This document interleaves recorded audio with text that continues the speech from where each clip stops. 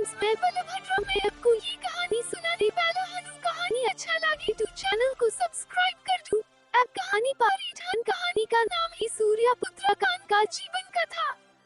धृतराष्ट्र, पांडु और विदुर के लालन पालन का भार भीष्म के ऊपर था। तीनों पुत्र बड़े होने पर विद्या अध्ययन के लिए भेजे गए। धृतराष्ट्र बल विद्या में, पांडु धनुर्विद्या में तथा विदुर धर्म और नीति में निपुण हुए।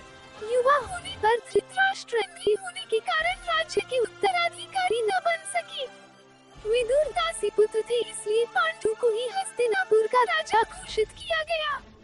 भीष्म ने धृतराष्ट्र का विवाह गांधार की राजकुमारी गांधारी से कर दिया। गांधारी को जब ज्ञात हुआ कि उसका पति अंधा है तो उसने स्वयं अपनी आंखों पर पट्टी बांध ली। उन्हीं दिनों यदुवंशी राजा शूरसेन की पोषित कन्या कुंती जब सयानी हुई तो पिता ने उसे घर आए हुए महात्माओं की सेवा में लगा दिया।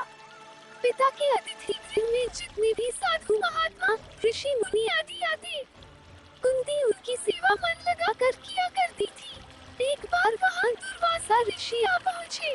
कुंती ने उनकी भी मन लगा कर सेवा की।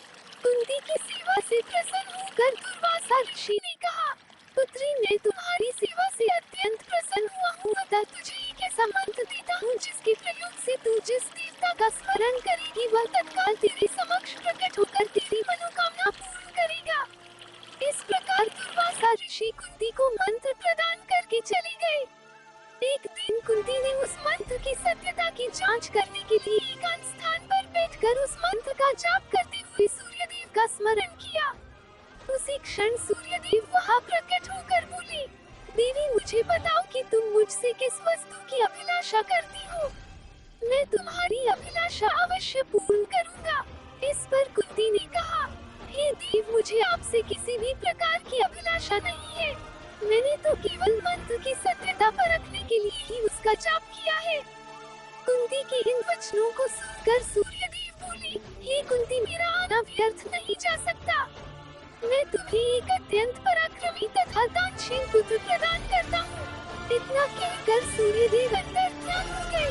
कुंती ने लज्जावश यह बात किसी से नहीं कह सकी। समय आने पर उसके गर्भ से कवच कुंडल धारण किए हुए एक पुत्र उत्पन्न हुआ।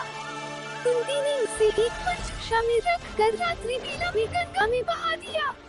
वो बालक बहता हुआ उस स्थान पर पहुंचा जहां पर धृतराष्ट्र का सारथी अधीर अपने अश्व को गंगा नदी में जल मिला रहा था। उसकी दृष्टि कवच कुंडल धारी शिशु पर पड़ी। अधीर निसंतान था, इसलिए उसने बालक को अपने से लगा लिया और घर में जाकर उसे अपने पुत्र के जैसा पालने लगा। उस बालक के कान अति सुंदर थे, इसलिए उसका नाम कर्ण रखा गया। कर्ण गंगा जी में बहता हुआ जा रहा था कि महाराज धृतराष्ट्र के सारथी अधीर और उनकी पत्नी छाती राधा ने उसे देखा और उसे गोद ले लिया और उसका लालन पालन करने लगी। कुमार अवस्था से ही कर्ण की रुचि अपने पिता अधीर के समान रथ चलाने की बजाय युद्ध कला में अधिक थी। कर्ण और उसके पिता अधीर आचार्य द्रोण से मिले, जो कि उस समय युद्ध कला के सर्वश्रेष्ठ आचार्यों में से एक थे। द्रोणाचार्य उस समय कुरु राजकुमारों को शिक्षा दिया करते थे। उन्होंने कर्ण को शिक्षा देने से मना कर दिया क्योंकि कर्ण एक सारथी पुत्र था और द्रोण केवल क्षत्रियों को ही शिक्षा दिया करते थे।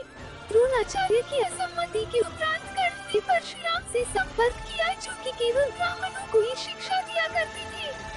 कर्ण ने स्वयं को ब्राह्मण बताकर परशुराम से शिक्षा का आग्रह किया। परशुराम ने कर्ण का आग्रह स्वीकार किया और कर्ण को अपने समान ही युद्ध कला और धनुर्विद्या में निष्णात किया।